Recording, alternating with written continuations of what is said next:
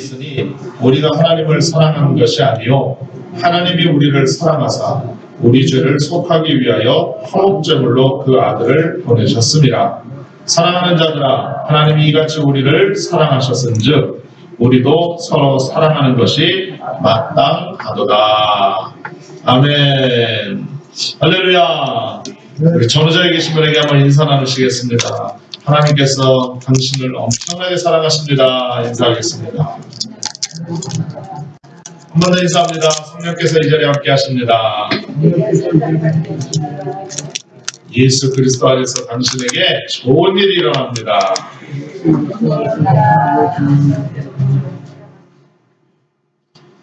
할렐루야. 하나님께서 저와 여러분을 사랑하시고 오늘도 귀한 말씀과 예배를 통해서 위로부터 부어주시는 놀라운 은혜와 역사로 충만케 하시는 귀한 시간이 되어질 줄로 믿습니다. 제가 오늘 찬양을 드리는데 오늘 특별히 그동안 많은 찬양의 은혜를 받았는데요.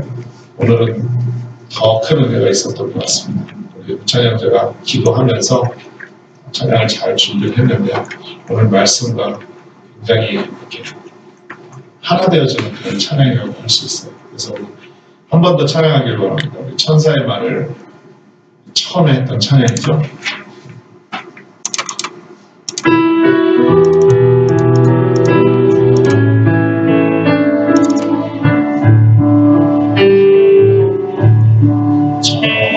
천사의 말을 하는 사람도 사랑 없으면 소용이 없고 신고한 진리 깨달은 자로 울리는 진과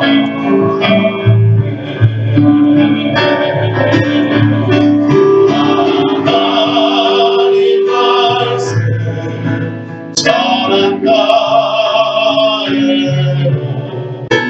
그의 무슨 소용이 있나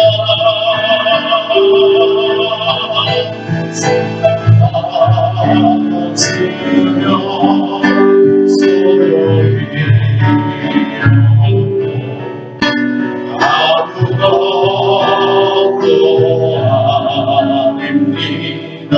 이전이요. 진리를 보고 기뻐합니다. 내가 사실 죽지 않으며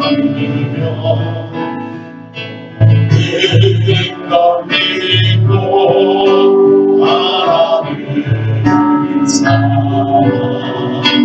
모든 것도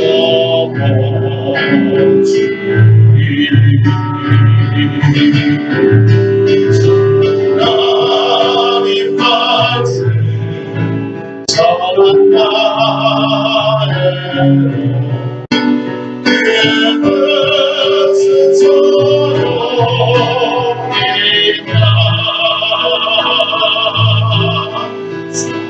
사랑 없으면 소용이 없고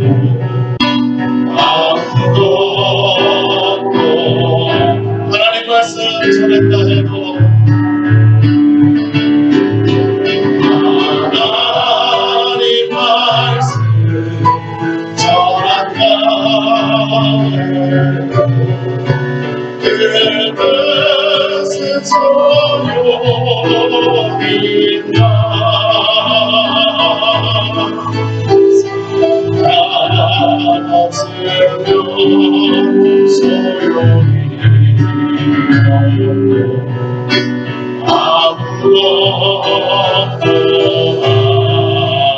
아닙니다.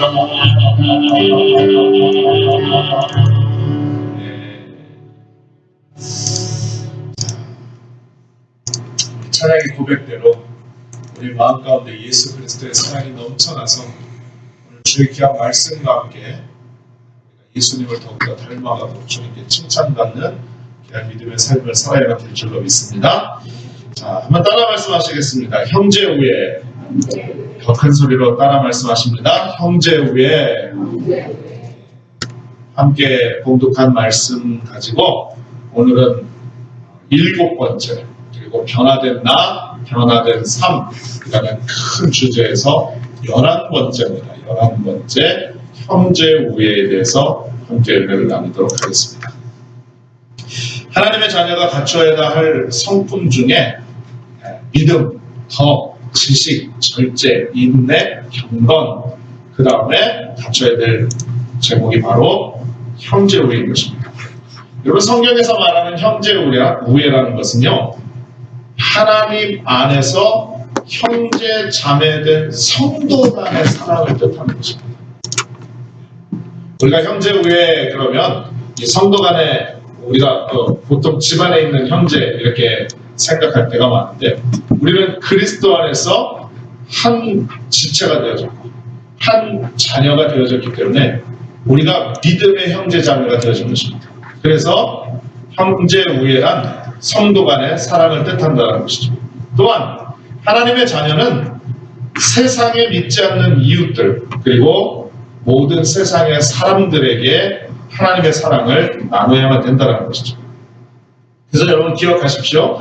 누군가를 섭섭하게 하거나 아니면 내 마음속에 섭섭함을 품고 사는 것, 그리고 누군가와 불편한 관계를 맺는 것은요, 하나님의 자녀답게 사는 것이 아닙니다. 그렇기 때문에 하나님의 크신 사랑 안에서 서로 화목되어 하나를 이루는 것, 또 하나 되어 화목을 이루는 것, 이것이 바로 하나님의 자녀가 살아야 할 삶이라는 것, 우리가 반드시 기억해야만 될 줄로 믿습니다. 자, 그렇다면 형제 우애, 오늘 성경이 말씀하고 있는 이 형제 우애에 대해서 좀 더 깊이 은혜를 나누도록 하겠습니다. 자, 형제 우애, 금방도 말씀을 드렸는데 첫 번째 말씀드리고 싶은 것은 바로 뭐냐면 성도 간의 사랑이라는 것이죠. 여러분, 우리의 사랑은 그냥 우연히 생겨나는 그런 어떤 세상적인 사랑의 마음이 아니라는 것을 기억해야만 되는 것입니다. 그렇다면 우리의 사랑은 어디에서 근거되어진 것일까? 그것은 바로 하나님의 사랑을 받는 것에서부터 시작이 되어진다는 것입니다.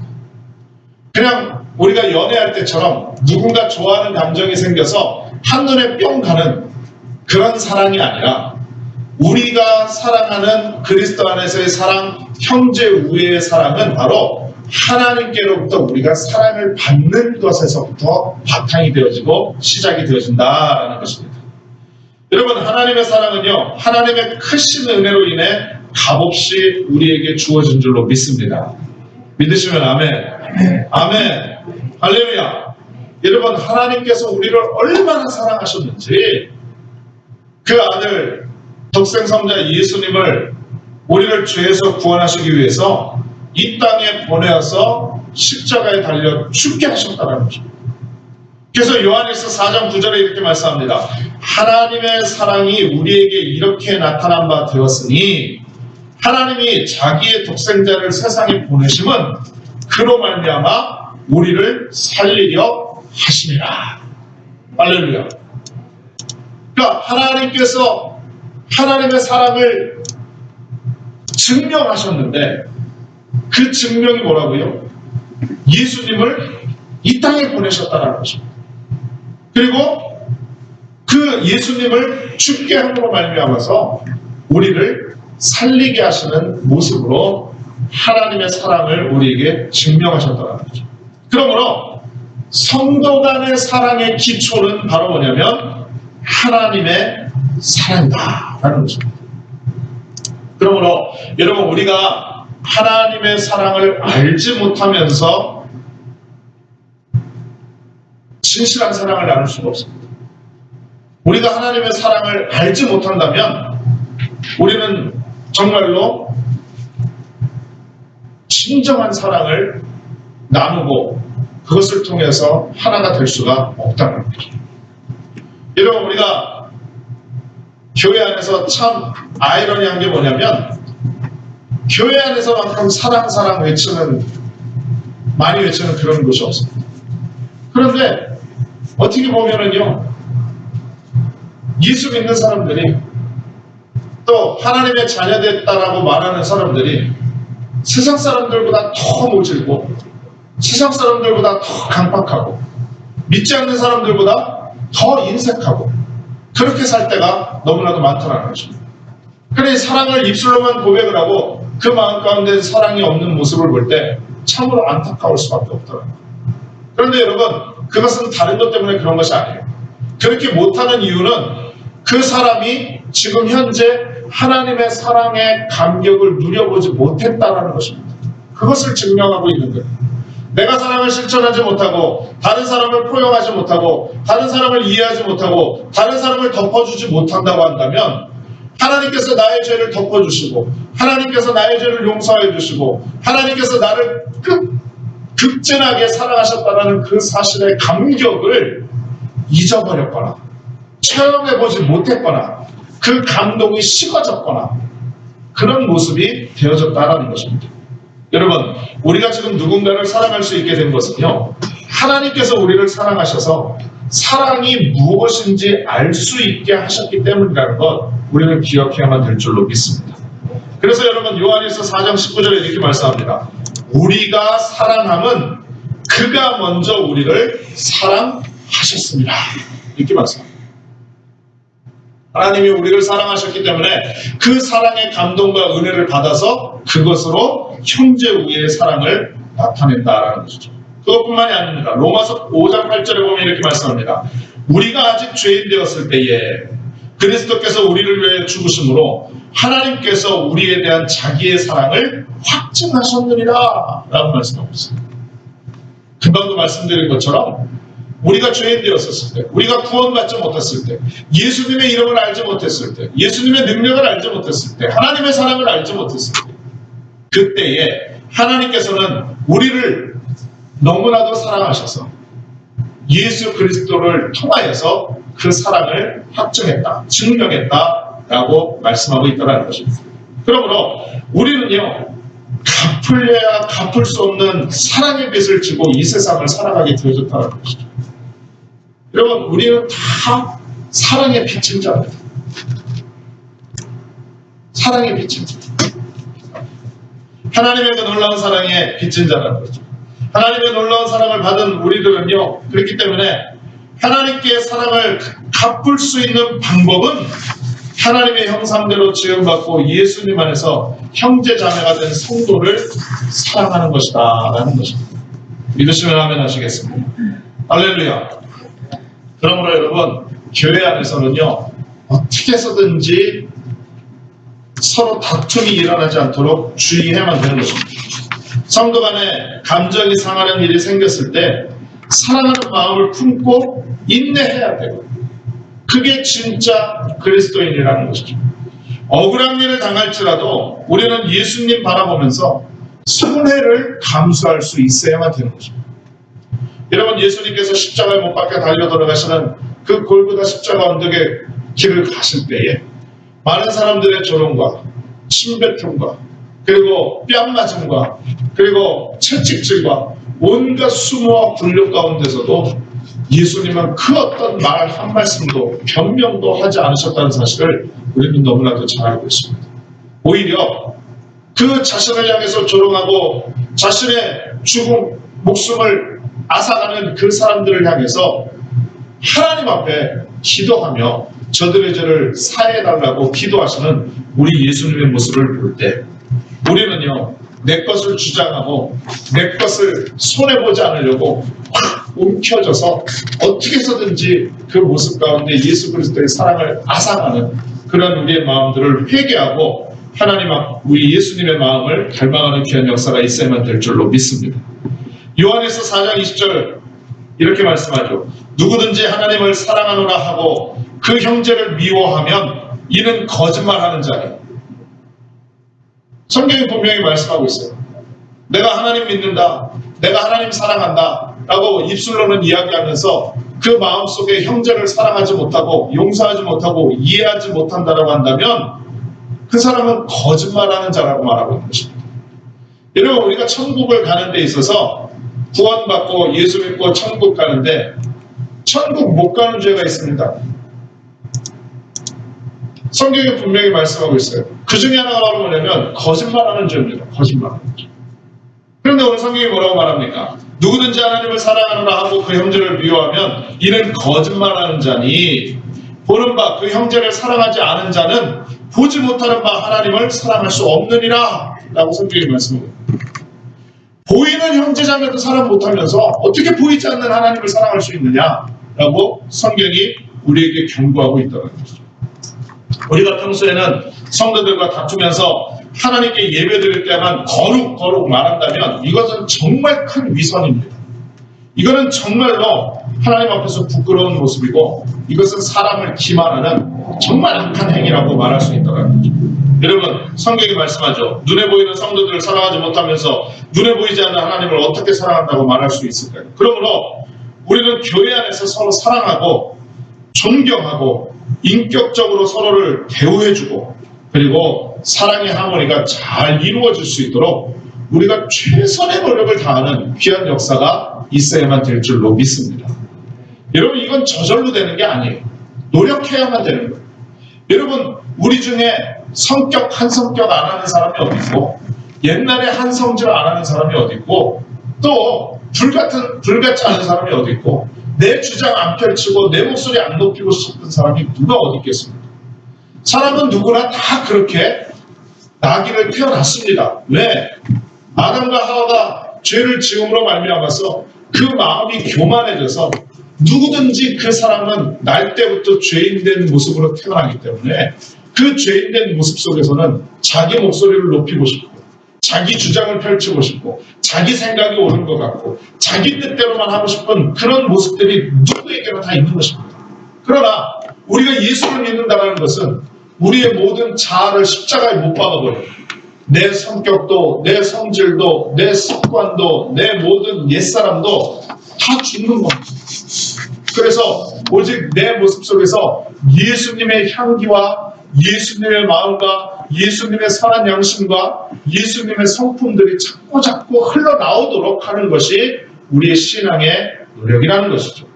그러므로 사랑하는 성도님들이요, 우리 있는 감정, 우리 있는 생각, 예수 십자가에 바라보고 예수님을 통하여서 오직 주님께만 영광이 되고 기쁨이 되주는 귀한 믿음의 삶으로 나타나시기를 주님의 이름으로 축원을 드리겠습니다. 여러분, 찰스 스탠리 목사님, 유명하신 목사님이죠. 그가 책을 썼을 때 크리스천 감정 수업이라는 책을 썼어요. 그런데 그 책을 보면 이런 내용이 있습니다. 주님이 우리 인생에 보내신 사람이나 시련은 모두 그분의 사랑과 성품과 신실하심을 증거할 기회가 된다. 지금 갈등을 빚는 사람도 예외는 아니다. 아버지께서 그 사람을 통해 가르치시고자 하는 교훈을 거부하고 그를 미워한다면 사실상 하나님과 하나님이 우리 인생에 두신 뜻을 멸시하는 셈이다. 그러나 지금 당하는 어려움이 믿음을 증거할 기회라고 생각하고 사람들에게 그 사랑을 베푼다면 그리스도의 성품과 형상을 더욱더 닮아갈 수 있다. 우리에게 상처 준 사람을 용서하고 그들을 위해 기도해 줄 때 우리는 그리스도를 본받는 자가 된다. 할렐루야. 할렐루야. 여러분, 그리스도 안에서 사랑은 선택이 아니에요. 하고 싶으면 하고 수틀려서 안 하고 싶으면 안 하고, 여러분, 이런 선택이 아니라는 거죠. 뭐냐? 필수입니다. 하나님의 자녀가 가져야 할, 지녀야 할 성품이자 정체성이라는 겁니다.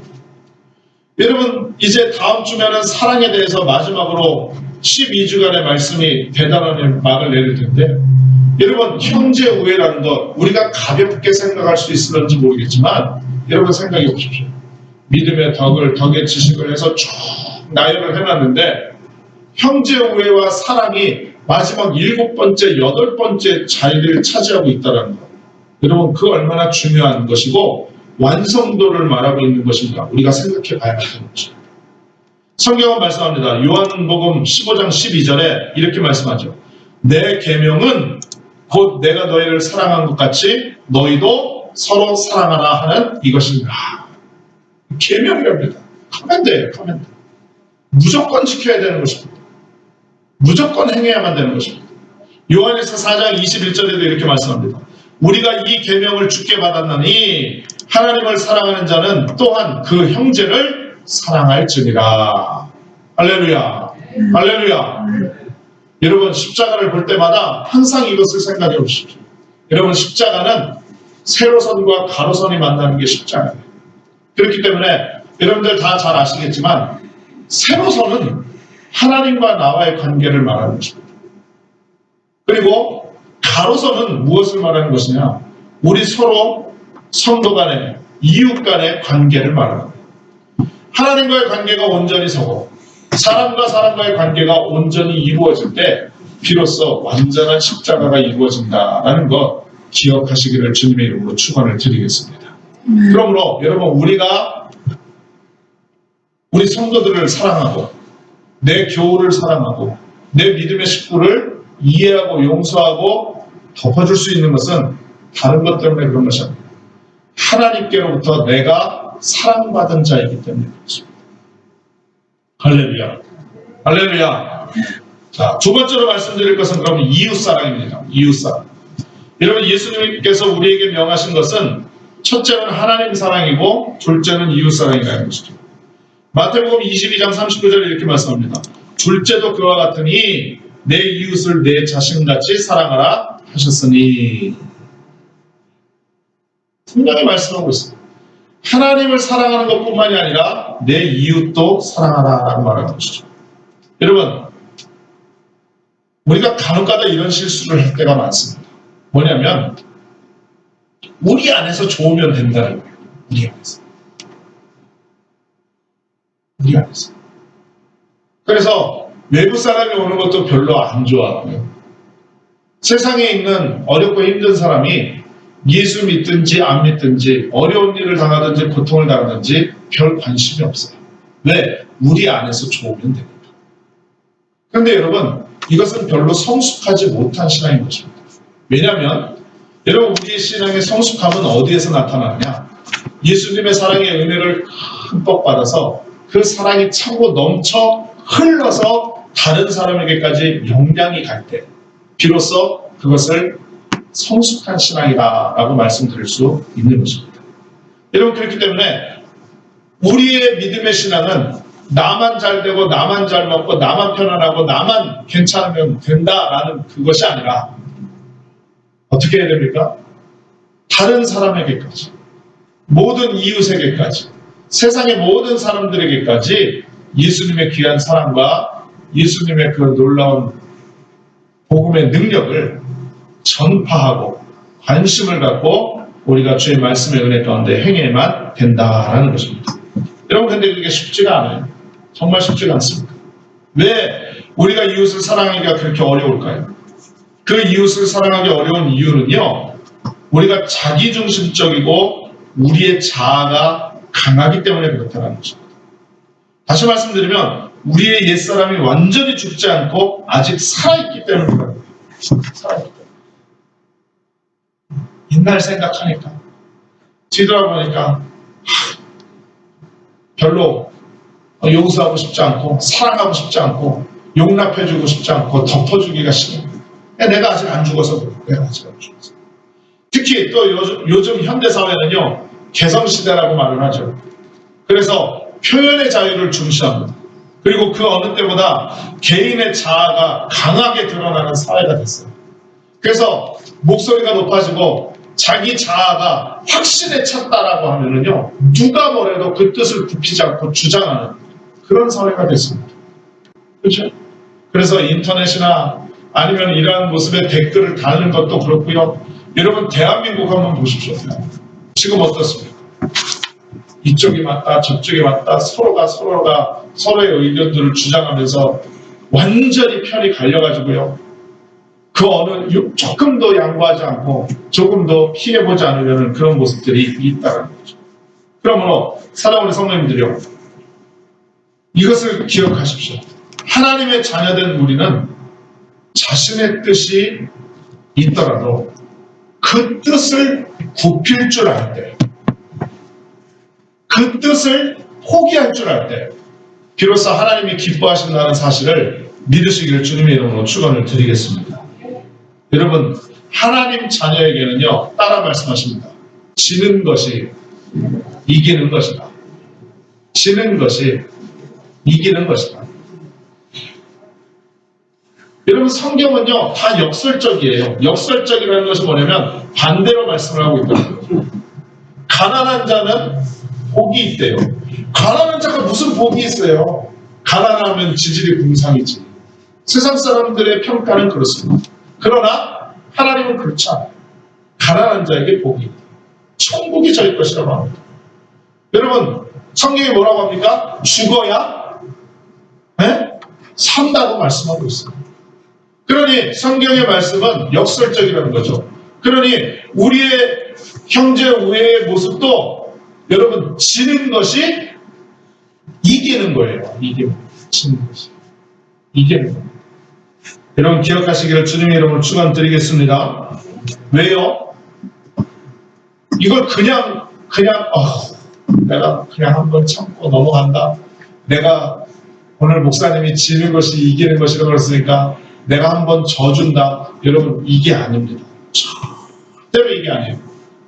예수님께서 먼저 본을 보여주셨기 때문에 우리는 예수님을 닮아가야 되기 때문에, 할렐루야. 그래서 지는 것이 이기는 거예요. 그래서 지는 것이. 그래서 모든 사람을 사랑과 화목의 대상으로 삼아야만 된다라는 것입니다. 성경도 말씀합니다. 로마서 12장 18절에 할 수 있거든. 같이 읽습니다. 시작. 할 수 있거든. 너희로서는 모든 사람과 더불어 화목하라. 할 수 있거든. 그랬으니까 또 어떤 사람이 그래요. 할 수 있거든. 근데 나는 못해요. 아니에요. 그러나 할 수 있거든 뜻이 아닙니다. 저것은 강한 명령이에요. 하라라는 것입니다. 하라. 할렐루야. 네. 또 말씀합니다. 마태복음 5장 16절에 이렇게 말씀해요. 이같이 너희 빛이 사람 앞에 비치게 하여 그들로 너희 착한 행실을 보고 하늘에 계신 너희 아버지께 영광을 돌리게 하라.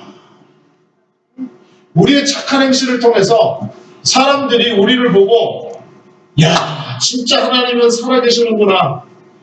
야, 진짜 사람이 교회를 나가면 저렇게 변화가 되는구나 라고 인정받고 칭찬받을 수 있어야만 된다는 것입니다. 여러분, 교회 나간 지, 예수 믿은 지 10년, 20년, 30년 모태신앙, 아무리 신앙이 오래되었어도 그 인생 가운데 삶의 변화가 없고 예수님의 닮은 성품의 모습이 없다고 한다면, 여러분, 우리가 하나님 앞에 가서 어떠한 열매로 우리가 주님 앞에 칭찬을 받을 것이며 많은 사람들 앞에 무엇을 자랑할 수가 있겠습니까? 그러므로 여러분, 그런 신앙은 사람들 앞에 손가락질 받을 수밖에 없고요, 조롱거리가 될 수밖에 없는 거예요. 그러므로 우리는 이러한 모습들을 분명하게 생각하고 회개하고 우리의 마음을 돌이켜서 다시 한번 하나님의 말씀의 은혜 가운데 변화되는 귀한 모습으로 나가야만 될 줄로 믿습니다. 여러분, 초대교회를 한번 생각해 보세요. 사도행전을 보게 되면 이 초대교회의 모습들이 잘 나와 있는데, 이웃사랑을 실천함으로써 복음을 전했던 사례를 우리는 초대교회에서 얼마든지 볼 수 있다는 거죠. 사도행전 2장 44절에서 47절에 이렇게 말씀합니다. 믿는 사람이 다 함께 있어 모든 물건을 서로 통용하고 또 재산과 소유를 팔아 각 사람의 필요를 따라 나눠주며 날마다 마음을 같이하여 성전에 모이기를 힘쓰고 집에서 떡을 떼며 기쁨과 순전한 마음으로 음식을 먹고 하나님을 찬미하며 또 온 백성에게 칭송을 받으니 주께서 구원받는 사람을 날마다 더하게 하시니라. 아멘. 여러분, 이 말씀에 비추어 우리의 모습은 과연 어떠한 모습에 해당하는가 분명히 생각해 봐야만 되는 거죠. 분명히 생각해 봐요. 우리는 서로 물건을 통용하고 있나? 또 재산과 소유를 팔아 각 사람의 필요를 따라 선한 마음으로 나누어주고 있는가? 날마다 마음을 같이 하고 있는가? 성전에 모이기를 힘쓰고 있는가? 또 떡을 떼며 기쁨과 순전한 마음으로 음식을 같이 나누어 먹고 있는가? 한 마음으로 하나님을 찬미하고 있는가? 또 많은 사람들에게, 이 오클라호마 지역 사람들에게 칭찬받고 있는가?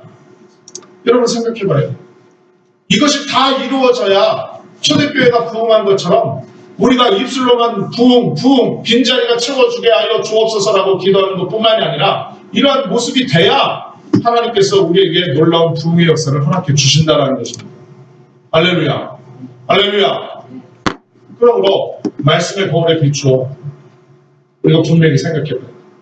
여러분 초대교회가 이웃사랑을 실천할 수 있었던 이유가 크게 두 가지가 있어요. 기억하셨으면 좋겠어요. 첫째는요, 성령 충만했기 때문이에요. 초대교회 성도들은요, 성령 충만 받았기 때문에 자기 주장이 없었어요. 그러니까 우리는 주의 은혜 가운데 성령 충만해야만 될 줄로 믿습니다. 또 그들이 이웃사랑을 실천할 수 있었던 이유가 뭐냐면 예수님 재림에 대한 소망이 있었습니다. 주님 다시 오는 것에 대해서. 예수님께서 제자들을 불러 모아놓고 하늘로 승천하실 때 내가 다시 오겠다라고 말씀하셨어요. 그러니 제자들이 생각할 때에 주님 곧 다시 오실 것이다 라고 그렇게 믿었습니다. 그래서 그들의 신앙은 재림의 신앙이었어요. 그러다 보니까 이 땅에 재물을 쌓아놓는 것 의미 없는 것이고, 그리고 이 땅의 것에 마음을 둘 것이 아니라 예수님, 다시 오실 예수님 바라보면서 주님께서 주신 축복을 나누어주고 하늘에다가 소망을 두고 살아가는 그러한 믿음의 신앙이 되어졌다라는 것입니다. 그러니까 주님께서 초대교회를 부흥하게 해주셨고 칭찬받게 해주셨다는 거죠. 사랑하는 성도님들, 그러므로 우리도 초대교회와 같은 섬김의 삶, 사랑의 삶을 실천하는 귀한 은혜의 모습이 넘쳐나시기를 주님의 이름으로 축원을 드리겠습니다. 할렐루야. 간증 하나만, 예화 하나만 말씀드리고 말씀 마칠게요. 지난 리우올림픽에서 있었던 일입니다. 여자 육상 5000m에서 나온 감동 스토리인데요. 2016년도에 리우올림픽이 있었지요.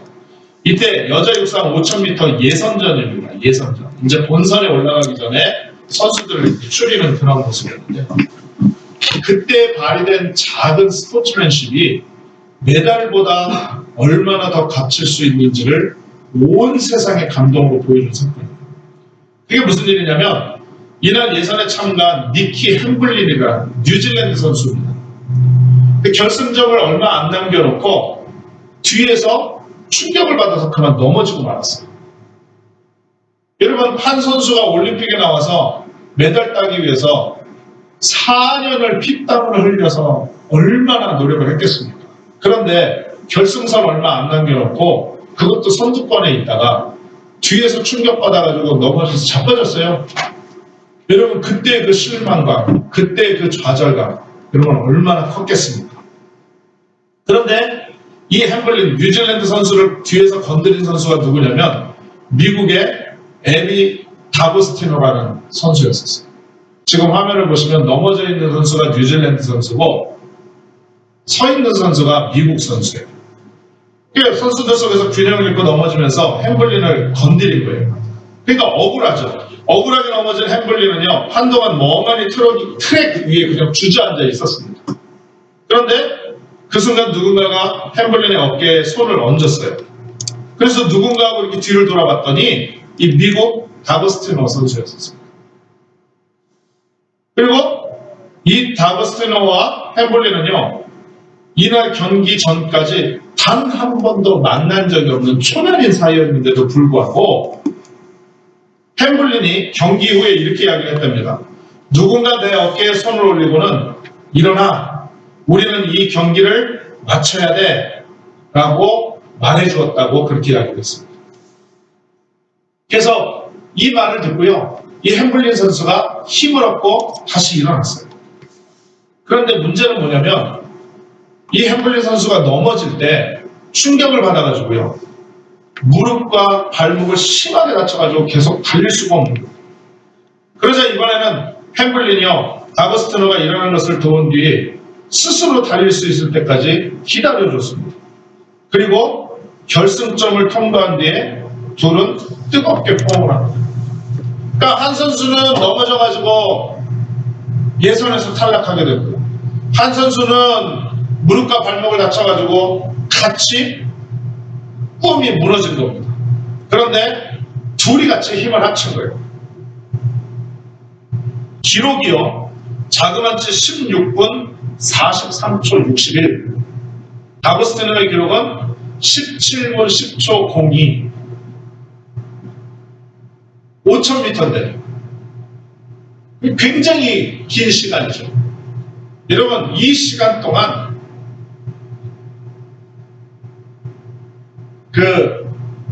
뭐라고 그러죠? 운동장, 트랙에 트랙이 아니라 그 운동장, 주 경기장에 있었던 모든 관중들이 조용히 있었어요.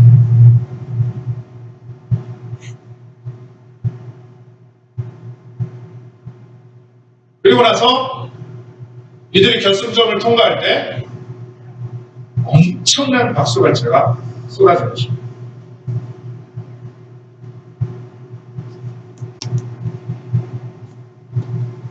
근데 더 놀라운 사실이 있어요. 그게 뭐냐면 경기 감독관인 패널들이요, 이 넘어진 행위가 고의가 아닌 것으로 판단을 하고 이 두 명을 기록에 상관없이 그냥 본선 진출을 시켜준 겁니다. 할렐루야. 그래서 워싱턴 포스트지는요, 스타팅 라인에 섰을 때 그들은 서로 이방인이었었다. 하지만 20분이 조금 안 되는 시간이 지난 후 그들은 영원한 관계가 됐다라고 그렇게 기사를 썼고요. LA 타임즈는요, 다고스티노와 햄블린이 리우의 진정한 승자들이다 이렇게 추켜 세웠다라고 합니다. 햄블린은요, 경기 후에 다고스티노에 대한 고마움과 함께 당시 순간을 영원히 잊지 못할 것이라고 했고요. 그는 그 상황에서 다고스티노는 올림픽 정신 그 자체였다며, 만약 20년 후에 사람들이 리우 올림픽에 대해 물어본다면 난 다고스티노와 함께 겪은 일을 이야기할 것이다 이렇게 말했다고 합니다. 사랑하는 성도님들, 말씀을 마칩니다. 사람은 그 누구도 혼자서 살아갈 수가 없습니다. 그렇기 때문에 하나님께서는 우리에게 형제자매를 선물로 주신 것입니다. 한 가정 안에서 형제가 서로 사랑하고 도우며 살아가듯이 하나님께서는요, 교회 안에서 성도된 우리가 서로 사랑하며 교회를 세워나가기를 원하고 계신다라는 것입니다. 우리의 모습이 서로 다르기 때문에 다툼이 일어날 수는 있습니다. 하지만 우리는요, 예수 그리스도의 사랑으로 하나가 되었기에 인내하고 참고 서로를 품을 수 있고 용납할 수 있어야만 될 줄로 믿습니다. 그럴 때 교회에서 하나 된 우리의 모습을 세상이 볼 때요, 그들은요, 하나님이 살아계시다는 것을 인정하게 될 것이고요. 더 나아가서 예수 그리스도의 사랑을 깨닫고 예수님의 품으로, 하나님의 사랑 안으로 돌아오게 되는 놀라운 역사가 나타나게 될 줄로 믿습니다. 사랑하는 성도님들이요, 변화된 나, 변화된 삶, 7번째이자 11번째 형제 우애에 대해서 말씀을 드렸는데, 우리 모두가 예수님께서 보내고 계신 성김과 나눔 사랑을 실천하여서 우리의 모든 삶 속에서 정말로 예수님의 향기가 진하게 드러나는 귀한 은혜가 있어야 될 것이고요. 어디에 가든지 그곳에 하나님의 나라가 세워지는 귀한 역사가 나타나야만 될 줄로 믿습니다. 하나님께서 저와 여러분을 사용하여 주시고 귀한 열매 맺게 하시는 귀한 능력으로 함께해 주실 줄로 믿습니다. 할렐루야, 할렐루야. 기도하겠습니다. 전능하신 아버지 하나님, 은혜와 사랑을 감사드립니다. 우리가 입술로만